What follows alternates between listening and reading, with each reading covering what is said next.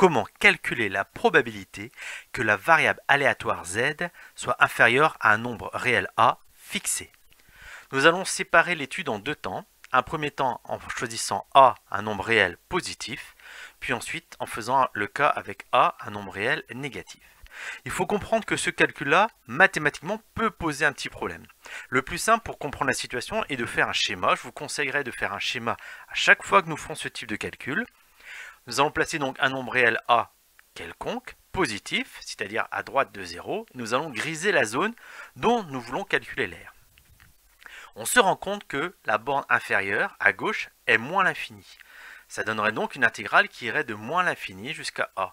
Et là, ça nous pose un problème car nous ne savons pas calculer cette intégrale-là, ni faire le calcul en probabilité. C'est pourquoi nous allons séparer la zone à calculer en deux sous-espaces. Une première zone qui irait de moins l'infini jusqu'à 0, qui est en bleu ici, puis ensuite une zone qui irait de 0 jusqu'à a. Nous obtenons donc que la probabilité que z soit plus petit que a est égale à la probabilité que z soit plus petit que 0, la zone bleue, plus la probabilité que z soit compris entre 0 et a, la zone verte. Maintenant, nous savons que la probabilité de ce qui est à gauche, c'est-à-dire entre moins l'infini et 0, vaut 0,5.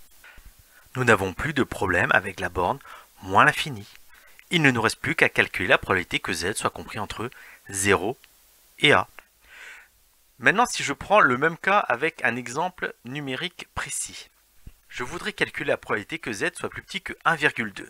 Nous faisons un schéma, nous plaçons 1,2 et nous voyons que la zone va de moins l'infini jusqu'à 1,2. Nous séparons cette zone-là en deux sous-espaces, de moins l'infini jusqu'à 0, la probabilité que z soit plus petit que 0.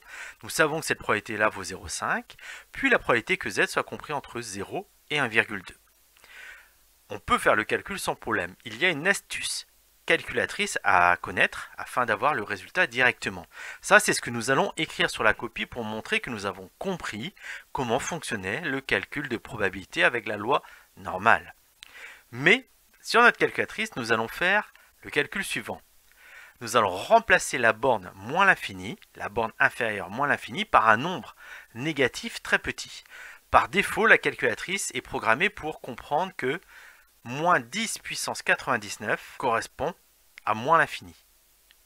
Donc, nous allons rentrer dans le menu de la calculatrice en faisant seconde var. Nous allons choisir le 2, normal frep. Mais comme borne inférieure, nous allons choisir cette fois-ci moins 10 puissance 99. Et comme borne supérieure, 1,2. Ainsi, la calculatrice va nous donner directement les résultats 0,885 sans être obligé de passer par le 0,5 plus la probabilité de z compris entre 0 et 1,2. Vous pouvez faire le calcul 0,5 plus probabilité que z soit compris entre 0 et 1,2 et vous allez voir que le résultat est exactement le même, c'est-à-dire environ 0,885.